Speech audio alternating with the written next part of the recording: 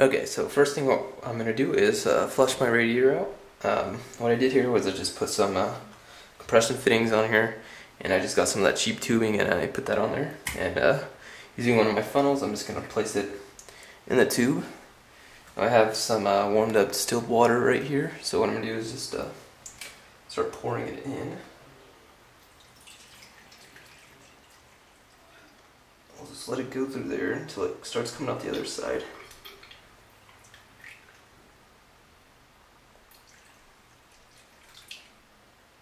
And there it comes. So then, just take that off, set this aside, and start shaking it.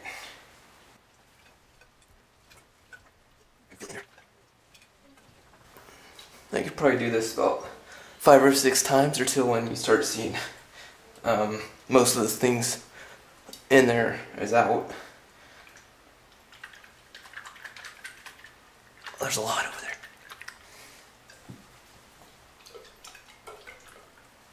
Okay, so first for the first run here, we're just going to get another bowl, set that down, and then just drain it out.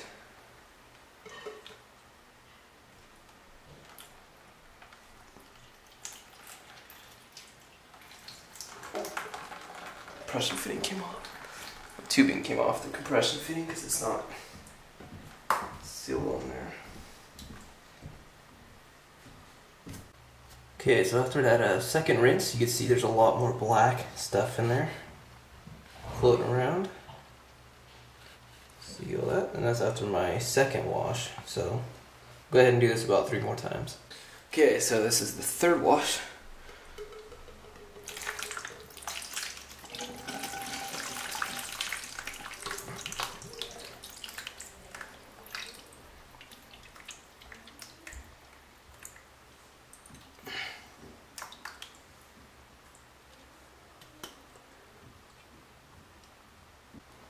Okay, so this is after the third wash. You can see the black stuff down there at the bottom. Okay, now for the fourth. Okay, so I'm just finishing up the last shake here. And I got some really hot water in it this time. I could just feel the copper. It's just absorbing all that heat on my hands and it burns, but I'm gonna get through it. It's not all the way full, but it's enough to get anything that's left in there. Now, this is probably as good as you're gonna get the method I'm doing. There's a lot more efficient, better ways that you could do this. You could actually put it in its own loop with a pump and a filter and stuff. But I want to spend like 50 or 60 bucks on doing that, so maybe my next time I'll try that out. Alright, so last time we're going to dump it out.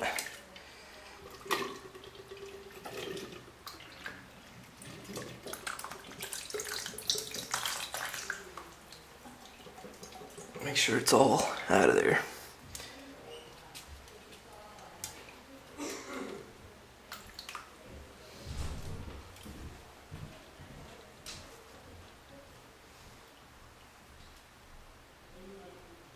Okay, it looks like it's pretty good. Okay, with the exception of most of it spilling on my first dump, I'm sure there's a lot of other stuff that was in there. But you can see there's all the little black dots and stuff in there settling on the bottom. Okay, well that just about wraps up the flushing of the radiator. My next video will be installing the fans on the radiator and the fittings. We got the radiator installed. Now for a lot of you who are maybe using a cool-off radiator, and I think maybe the black ice radiators use this too, I'll save you guys a lot of time and money by getting the right kind of screws. This radiator takes an M4 metric 0.7 millimeter pitch on the threads screws, and I mean it took me forever to get the right ones and find them, but I got the hex heads, as you can see here. They're pretty nice.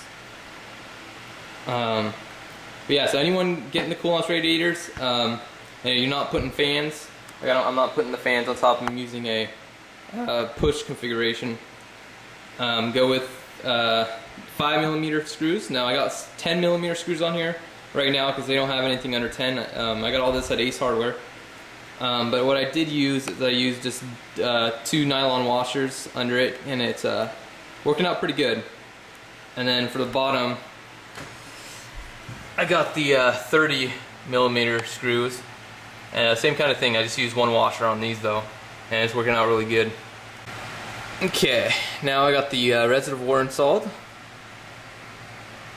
can see here. Now I've looked around the internet quite some time on how to install these with the clips and stuff, and I know you drill a hole and stuff, but I've never seen it actually done, and I wish I could have recorded it for you guys, but it's just really tough. I need someone else to help me with it, to hold it there and whatnot. But this is how I mounted it.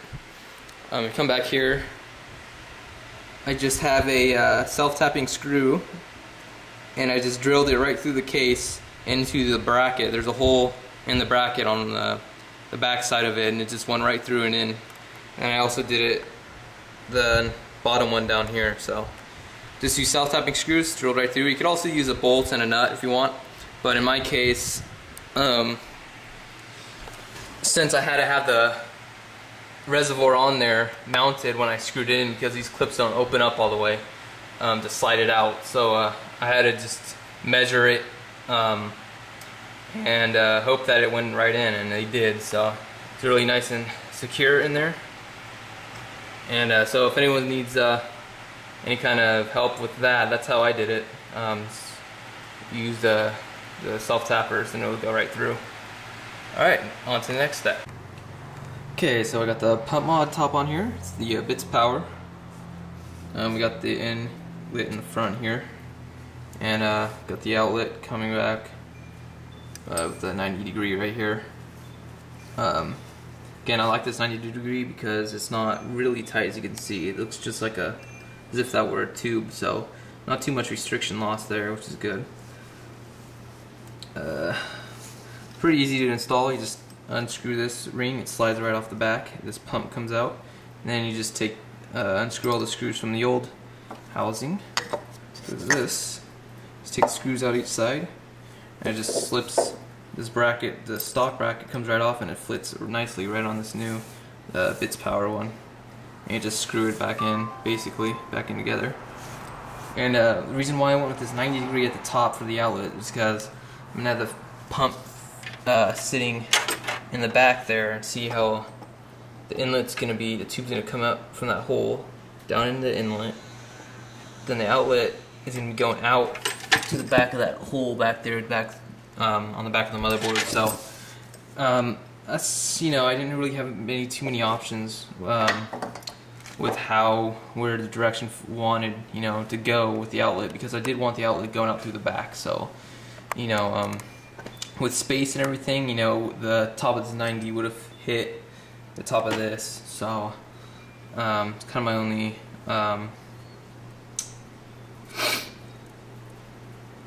way I could make it go out the back. So I could have put the tube. See, these holes are really close together, which is, I don't know why they do that. Like, they should have made them far apart. I could have fit my 2 inlet and outlet here, but with these 1/2 inch by 3/4 inch compression fittings, this wouldn't fit. So I had to go with the one on the top, one on the side. So that's probably the biggest reason why I had to do it like that. Otherwise, I would have put this on the front or something. But nonetheless, it should work out pretty good. And yeah, so keep watching, guys. Okay, so now I'm in the part where I got basically my MOSFET block all mounted there. I just need to put the fittings on. And because these holes are so close together, again, I'm gonna have to use both of my 48° swiveling adapters on there first before I put the compression fittings on there. Now I find it a lot easier to put the compression fitting on the swiveling adapter first before I put it on there, because it gives me a lot more leverage to screw this on there first. So we'll go ahead and do that. Okay, I got both fittings on there. As you can see, I just really hope that these gaps in the fittings down there, I just hope they're sealed with O-rings well enough that it won't leak. That's the only thing I'm worrying about right now. Other than that, it's starting to look pretty good. Okay, so we got the CPU 370 mounted now.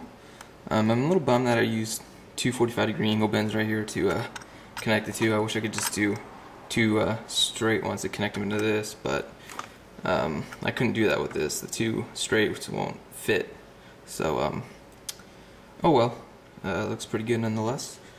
A little something, I see some people mount this with the posts all the way coming up flush with the thumb screws here, and to me that's personally way too tight. It's fairly good right here. It's almost, I mean, I don't know if you could see it, but you could see it coming up there. But it's not all the way. I mean, that's way too tight, I think, and when the board heats up, it's gonna warp the motherboard, and you'll see your motherboard bending. If you take it out, you'll see the sides. You can see it just arcing up right here if you over tighten it, and that's way too much stress on the processor, I think. So right here I feel is a good place to stop.